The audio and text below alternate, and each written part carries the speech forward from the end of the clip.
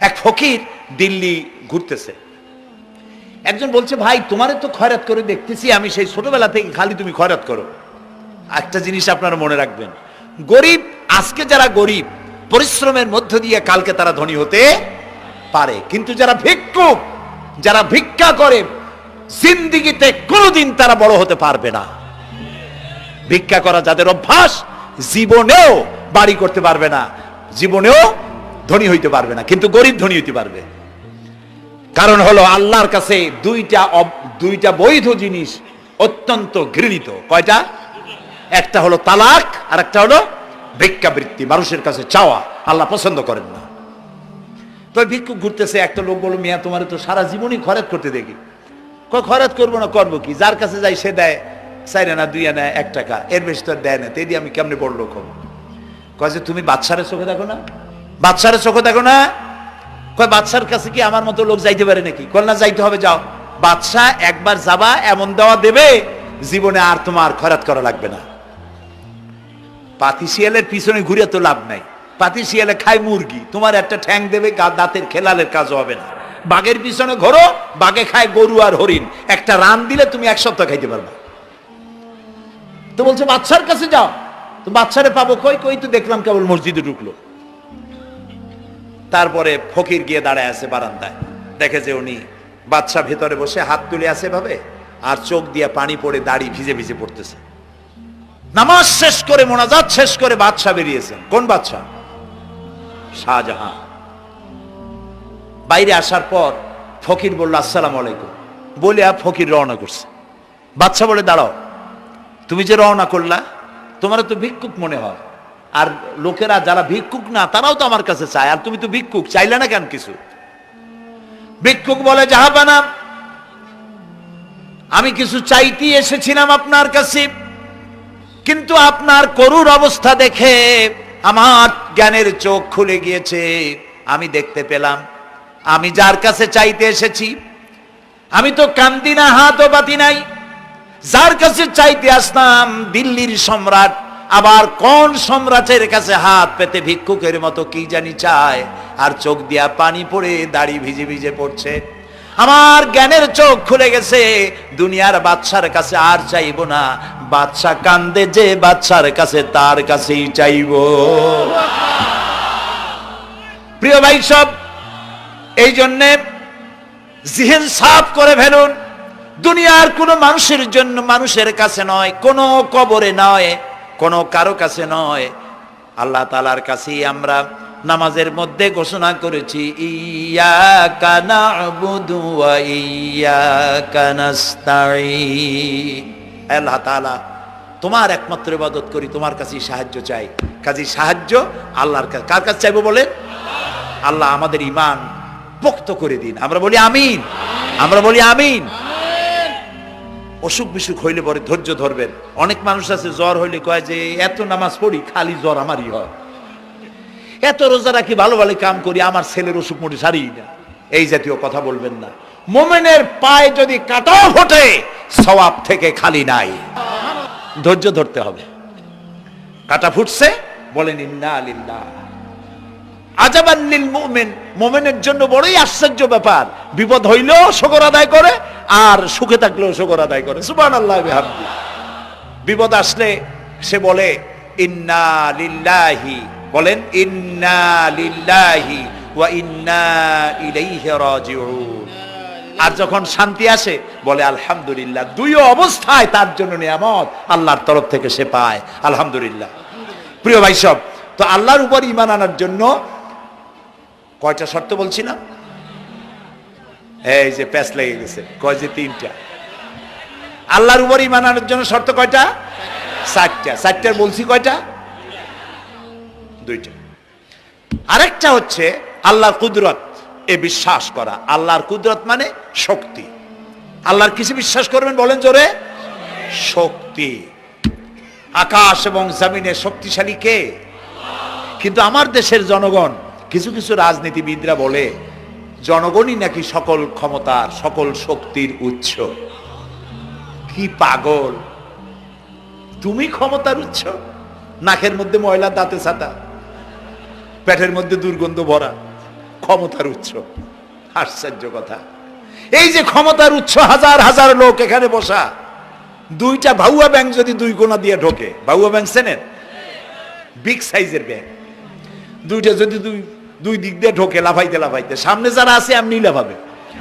অন্তত টঙ্গী তামিরুল মিল্লাত মাদ্রাসা ছাড়াইয়া তারপরে ফিরে তাকায় বলবে, ভাই আমরা দৌড়াই কেন? ব্যাংকের সামনে অসহায়, বল্লা ভীমরুলের সামনে অসহায়, সাপের সামনে বিচ্ছুর সামনে অসহায়, তারা কয় সকল ক্ষমতার উৎস জনগণ। কপাল পোড়া, ক্ষমতার উৎস জনগণ নয়। এটা কোরআনের সাথে কন্ট্রাডিকশন হয় এ কথায়। আল্লাহ বলেছেন আন্নাল কুওয়াতা লিল্লাহি জামিয়া, সকল ক্ষমতার উৎস কে? চিল্লায় বলো ক্ষমতা কি দেখছেন? মাত্র 1.5 মিনিট। কয় মিনিট? মাত্র 1.5 মিনিট। আল্লাহ বলেছেন কোন?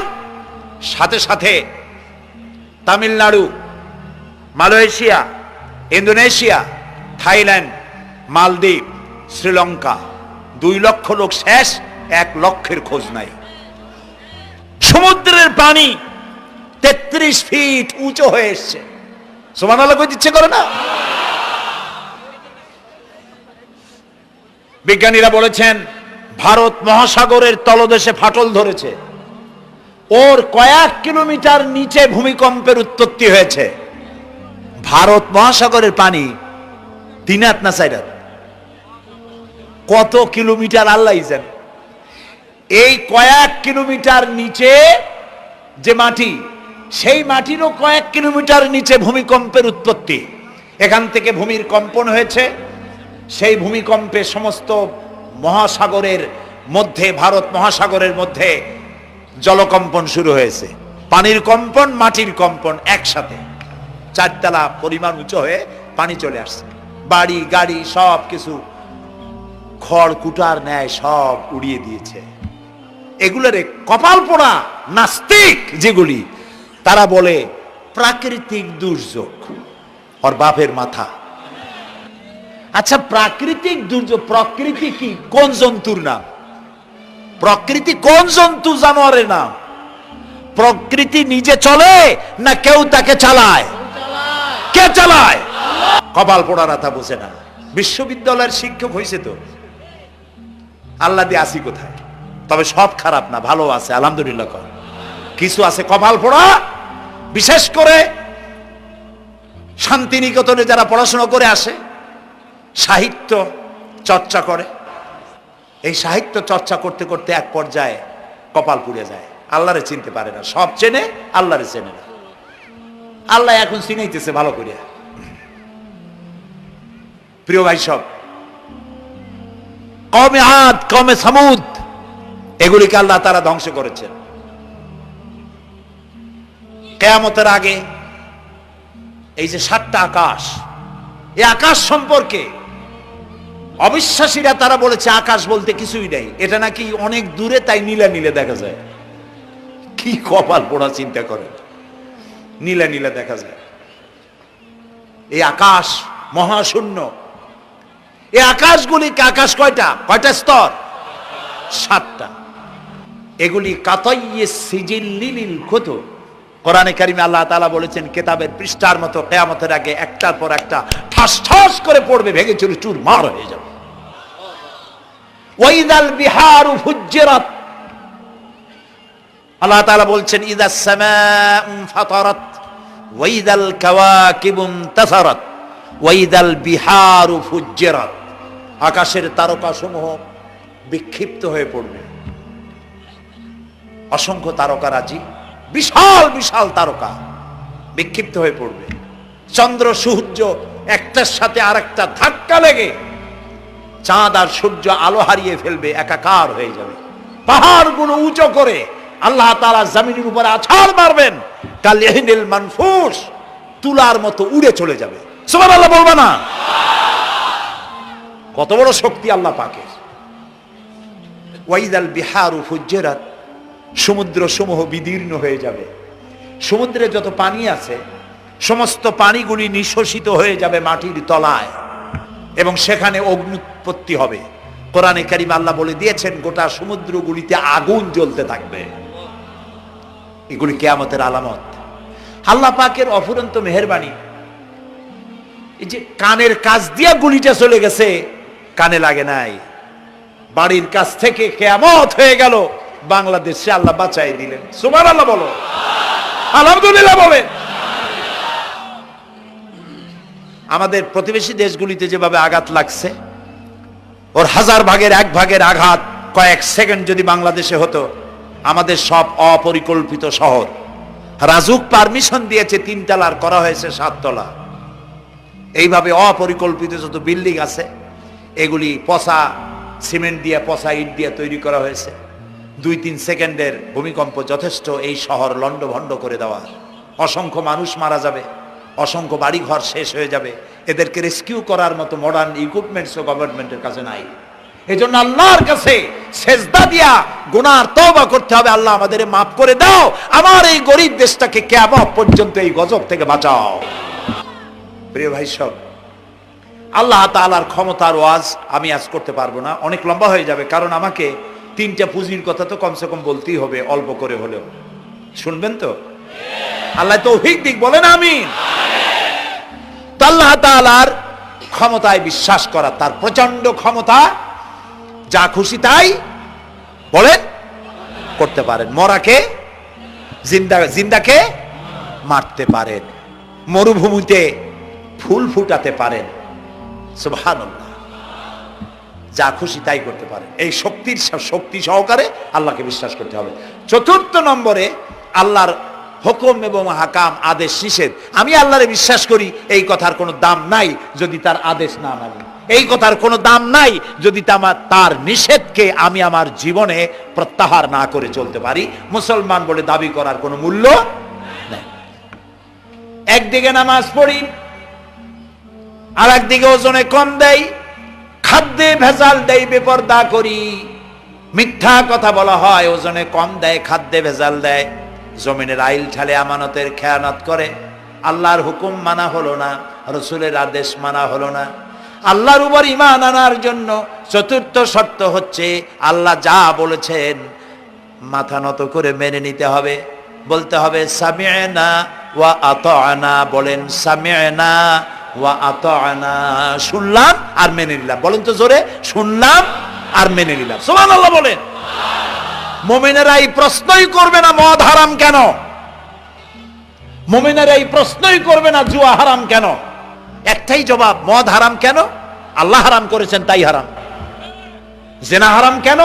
আমার আল্লাহ হারাম করেছেন তাই হারাম। জুয়া হারাম কেন?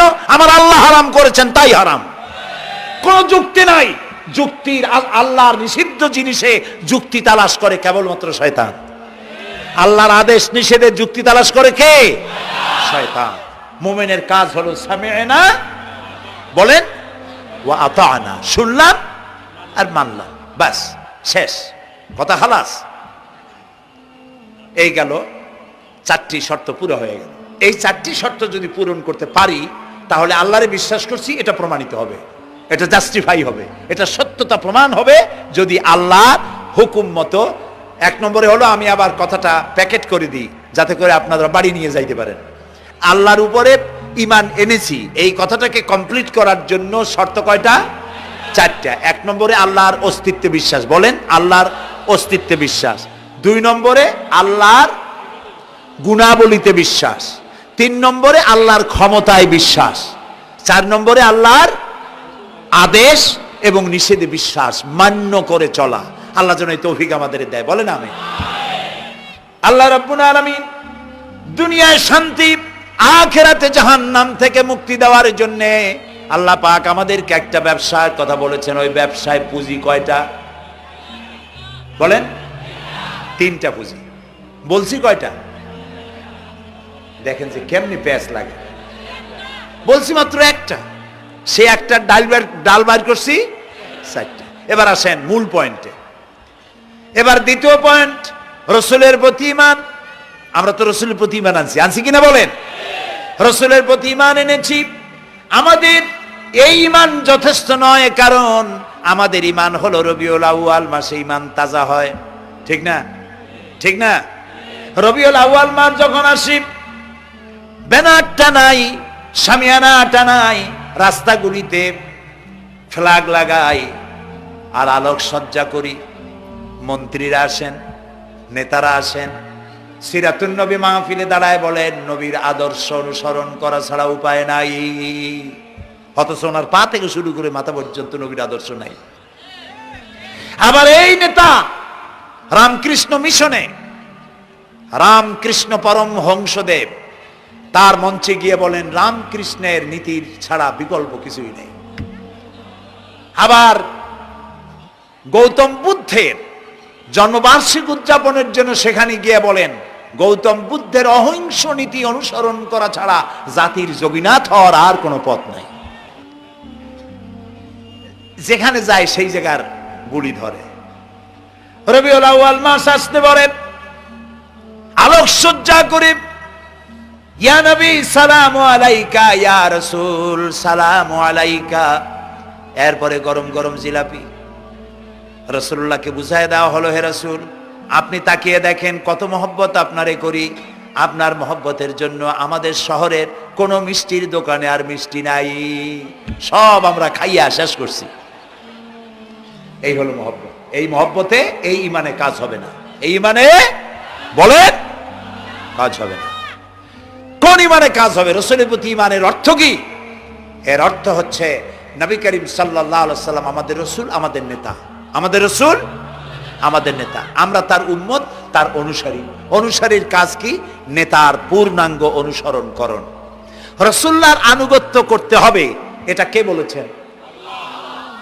আল্লাহ রাব্বুল আলামিন সূরা আলে ইমরানের মধ্যে বলেছেন কুল ইন কুনতুম তুহিব্বুনাল্লাহ ফাত্তাবিউনি ইউহিব্বুকুমুল্লাহ ওয়া ইয়াগফির লাকুম যুনুবাকুম আল্লাহু গফুরুর রহিম। হে নবী আপনি বলুন, তোমরা যদি আল্লাহকে ভালোবাসো তাহলে তোমার কাজ হচ্ছে, তোমরা যদি আল্লাহকে ভালোবাসো তাহলে তোমরা আমার আনুগত্য করো, আমার অনুসরণ করো। কার? রাসূলের। বলেন কার? রাসূলের অনুসরণ যদি তোমরা করো, খেয়াল করে শুনতেছেন তো? আল্লাহ তাআলা বলছেন নবী আপনি বলেন তোমরা যদি আল্লাহকে ভালোবাসো, তোমাদের এই দাবি যদি সত্য হয় তাহলে আমার অনুসরণ করো, আমার আনুগত্য করো। আমার অনুসরণ, আমার আনুগত্য করলে পরে তোমাদেরকে আল্লাহ রাব্বুল আলামিন ভালোবাসবেন এবং তোমাদের তামাম জিন্দেগির সমস্ত গুনাহ খাতা আল্লাহ তাআলা মাফ করে দিবে। আমরা কি গুনাহ মাফ করাইতে চাই? বলেন চাই? আসুন রাসূলের আনুগত্য করুন। রাসূলের আনুগত্য কিরকম? রাসূল যেভাবে মোস কাটছে আমরা সেইভাবে মোস কাটবো। তিনি দাড়ি যেভাবে রাখছেন আমরা সেইভাবে রাখবো। তিনি চুল কাটছেন যেভাবে সেইভাবে করব। তিনি পায়ের নখ, হাতের নখ যেভাবে কাটছেন সেইভাবে করব। তিনি যেভাবে বিবাহ করেছেন সেই সুন্নত অনুযায়ী বিবাহ, তিনি যেভাবে দেশ চালাইছেন সেইভাবে দেশ চালাবো। রাসূলের অনুসরণের অর্থ শুধু এই নয় যে তিনি যেভাবে সুরমা লাগাইছেন আমি ওইরকম সুরমা দেব, তিনি যেভাবে কদু খাইছে আমিও কদু খাবো, এইটা নয়। এটা নয়, শুধু রাসূলের আনুগত্য হবে মুরগির ফার্ম থেকে শুরু করে জাতিসংঘ পর্যন্ত, জীবনের সব ক্ষেত্রে। আর বিশ্বাস করতে হবে তিনি শেষ নবী, তারপরে আর কোন নবী আসবে না। আল্লাহ রাব্বুল আলামিন সূরা আহজাবের মধ্যে বলেছেন মা কানা মুহাম্মাদুন আবা আহাদিম মির রিজালিকুম ওয়ালাকির রাসূলুল্লাহি ওয়া খাতামান নাবিয়্যিন। মুহাম্মদ সাল্লাল্লাহু আলাইহি ওয়াসাল্লাম তোমাদের কোন পুরুষদের পিতা নন, তিনি আল্লাহর রাসূল এবং তাকে দিয়ে নবুয়তের মিশনকে খতম করে দেওয়া, কমপ্লিট করে দেওয়া হয়েছে। আর কোন নবী?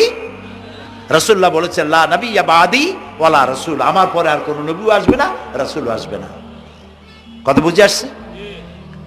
আল্লাহর নবীর পরে আর কোন নবী হবে না। আল্লাহর নবী বলেছেন একটি ইমারত তৈরি করে তার ভিতরে একটা ইট যদি খালি থাকে, একটি ইটের জায়গা যদি শূন্য থাকে তাহলে সকলের চোখে ধরা পড়বে। ওই ইটখানা দিলে পরে বিল্ডিংটা কমপ্লিট হয়ে যায়। নবুয়তের যে ইমারত আল্লাহ তৈরি করেছিলেন ওর ভিতরে একটা ইটের অভাব ছিল, আল্লাহ পাক আমাকে দিয়ে সেই শূন্য জায়গা পূরণ করে দিয়ে নবুয়তের মিশনকে কমপ্লিট করে দিয়েছেন। রাসূলুল্লাহ বলেছেন আমার পরে আর কেউ নবী হবে না। পৃথিবীর সব মুসলমানদের আকীদা মুহাম্মদ সাল্লাল্লাহু আলাইহি ওয়াসাল্লামের পরে যদি কেউ নবুয়তের দাবি করে সে কাফির, হাজার বার কাফের। তারা যারা তাকে যারা নবী মানবে তারাও। রাসূলুল্লাহ বলেছেন আমার পরে 30 জন মিথ্যেবাদী নবুয়তের দাবি করবে। তার মধ্যে একজন তো দাবি করছে রাসূলের জীবদ্দশায়, একটা ছিল মেয়ে লোক আর একটা ছিল পুরুষ। পুরুষটার নাম ছিল মুসাইলামা কাযযাব, নামই ছিল কাযযাব। কাযযাব মানে মিথ্যাবাদী। দেখছেন অবস্থা, নামই মিথ্যাবাদী। উম্মতেরা কইল যে আপনি তো একজন নবী, আমরা সৌভাগ্য আর দুর্ভাগ্য হোক আপনারা নবী বলে মানলাম। মুহাম্মদ সাল্লাল্লাহু আলাইহি ওয়াসাল্লামের কাছে প্রায় জিবরাইল আসে আর ওহী আনে, আর আপনি আমাদের কোনো ওহী দিতে পারলেন না পর্যন্ত। কয় যে কেবল না নবী হইলাম, অপেক্ষা করো, ওহী আসবেন। বেশ কিছুদিন যাওয়ার পর খুব চিন্তা ভাবনা করে কয় যে ওহী একটা আসছে। উম্মতেরা সব দৌড়ে আসছে, কি ওহী? কয় যে এইমাত্র শেষ রাত্রে জিবরাইল আসছিল, আইসে আমারে কয়ে গেল একটা সূরা নাজিল করলো। সূরাটা কি? ইন্না আতাইনাকাল আকাক ফাসাল্লি লিরাব্বিকা ওয়াজআক ইন্না শানিয়াকা হুয়াল আবলাক। উম্মতেরা কয় সর্বনাশ, এই সূরা পড়তে গেলে তো আমরা কাইসা মরে যাব। এর অর্থ তো খুব বিকায়দা। এ কি সূরা নাজিল হইল আপনার উপরে? ইন্না আতাইনাকাল আকাক মানে আমি তোমাকে হুতুম পেশা দান করেছি, সুতরাং তুমি তোমার প্রভুর উদ্দেশ্যে নামাজ পড়ো আর চিৎকার মারো, কারণ তোমার শত্রুরা সাদা এবং কালো বর্ণের। আমরা তো আগামাথা কিছু বুঝলাম না, কি ওই? আচ্ছা ঠিক আছে, পয়গম্বর মুহাম্মদ সাল্লাল্লাহু আলাইহি সাল্লামকে তার উম্মতেরা নিয়ে যায় তাদের বাগানে, মাঝে মধ্যে নিয়ে যায়। নিলে পরে যে কুয়ায় পানি থাকে না, শূন্য কুয়া পানিতে ভরে যায়। যে গাছতলা দিয়ে তিনি হেঁটে যান, যে খেজুর গাছে খেজুর নাই সেই গাছতলা দিয়ে রাসূল হেঁটে গেলেন, গাছে ফল ধরে যায়। আপনি তো এরকম কিছু দেখাইতে পারেন না। কয় তোমরা তো আমার নেও না, চলো না যাই। নিয়ে গেছে, যাইয়া দেখে যে কুয়ার পাড় দিয়ে যায়, যে কুয়ায় পানি থাকে তা থাকে না, শুকায় যায়। যে গাছ তলায় দিয়ে যায় ওই গাছে খোরমা থাকলে সাথে সাথে খরু ঝরে যায়। উম্মতের কয় কি একটা কপাল পড়ো নবী পাইলাম বাকি। আল্লাহ তারে শেষ করছে দুনিয়া থেকে, জাহান্নামে চলে গেছে। সেই মহিলাটাও গেছে, সেও গেছে। রাসূলুল্লাহ বলেছেন এইরকম 30 জন মিথ্যাবাদী নবুয়তের দাবি করবে কিয়ামতের আগ পর্যন্ত। গোলাম আহমদ কাদিয়ানী, এ হলো ইতিহাসে আমরা যদ্য পাই তার পর্যন্ত 28 জন হয়েছে। মুহাম্মদ সাল্লাল্লাহু আলাইহি সাল্লামের ইন্তেকালের পর ওকে নিয়ে হয়েছে 28 জন। কয়জন হইল? বাকি আছে কয়জন? তাই বলে কিয়ামত যে এই 2 জন হইলি আগামী বছর বা 5-6 বছরের মধ্যে কিয়ামত হবে ওইটা চিন্তা করেন না।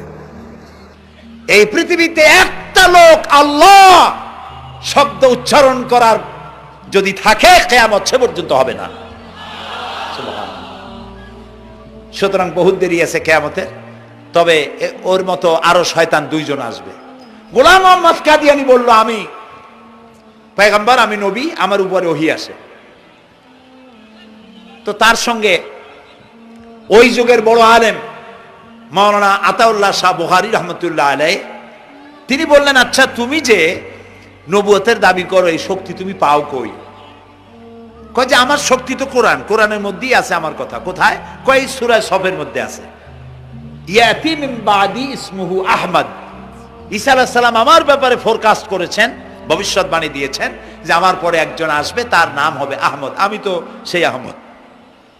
মাওলানা বুখারী বলছেন বেকুব, ঈসা আলাইহিস সালাম যার কথা বলেছেন তার নাম, ঈসা আলাইহিস সালাম যার কথা বলেছেন তার নাম হলো ফকাত আহমদ, আর তোমার নাম হলো গোলাম আহমদ। তাহলে এতে করে বোঝা যায় ঈসা আলাইহিস সালাম যার কথা বলেছেন তুমি সেই আহমদের গোলাম, তো তুমি নবুয়তের দাবি করো কেন? গোলাম আহমদ কয় যে হুজুর আমার নামের আগে গোলাম বৈশা একটু সমস্যা হয়েছে, ঠিক, তো গোলামটারে যদি বাদ দেই তাহলে তার আপনি আপত্তি করতে পারেন না আমি আহমদ থাকি আর আপনি আমার উম্মত হয়ে যান। আমি আমার কথা ঈসা আলাইহিস সালাম বলেছেন। মাওলানা বুখারী বলছেন দেখো তোমার ফতোয়া অনুযায়ী তুমি বলছো নামের প্রথম অংশ বাদ দিয়া শেষের অংশ নিয়ে তোমার উপর ঈমান আনতে, তাহলে আমার নাম আতা আল্লাহ, তোমার ফতোয়া অনুযায়ী আমার নামের প্রথম অংশ বাদ দিলাম, আতা গেছে, থাকছে আল্লাহ। আর আল্লাহ হয়ে বলছি তোর মতো গাধারে আমি নবুয়ত দেই নেই। এরপর এই শয়তানের মৌত হলো কোথায় বলেন? কোথায়? পায়খানার ভিতরে। এই কাদিয়ানীরা, গোলাম মোহাম্মদ কাদিয়ানী কাফের, ওরে যারা নবী বলে মানে তারাও কাফের। প্রিয় ভাই সব, পৃথিবীর 48টি মুসলিম দেশ কাদিয়ানীদেরকে নন মুসলিম মাইনরিটি হিসেবে ঘোষণা দিয়েছে রাষ্ট্রীয়ভাবে। সৌদি গভর্নমেন্ট আইন পাশ করেছে কিয়ামত পর্যন্ত কাদিয়ানীরা মক্কা মদিনায় প্রবেশ করতে পারবে না। কাজী তাদের ব্যাপারে উচ্চবাচ্য কথা বলতে গিয়ে ব্যারিস্টার হন, আইনজীবী হন, যেই হন, খতমে নবুয়তের আন্দোলন যারা করে তাদের ব্যাপারে কথা বলতে গিয়ে মুখ সামনে কথা বলবেন। এদেশের মানুষ শহীদ হয়ে যাবে, কাদিয়ানীদেরকে বরদাস্ত করবে না। আমাদের দেশে হিন্দু, থামুন, আমাদের দেশে হিন্দু, খ্রিস্টান, বৌদ্ধ আমাদের দেশের নাগরিক অধিকার ভোগ করে না? আমাদের সমান নাগরিক অধিকার তারা ভোগ করে। কাদিয়ানীরাও হিন্দু খ্রিস্টানদের মতো নন মুসলিম মাইনরিটি হিসেবে এদেশে বসবাস করে নাগরিক সুবিধা ভোগ করবেন, কোনো অসুবিধা নাই। কিন্তু আপনি মুসলমান বলে দাবি করবেন না, শেষ নবী মানবেন না, আমরা এই ব্যাপারে কিয়ামত পর্যন্ত আপোষ করব না। কেবলমাত্র মূর্খ, দালাল, হারামখোর তারাই কাদিয়ানীদের পক্ষ অবলম্বন করতে পারে, ইমানদারেরা পারে না।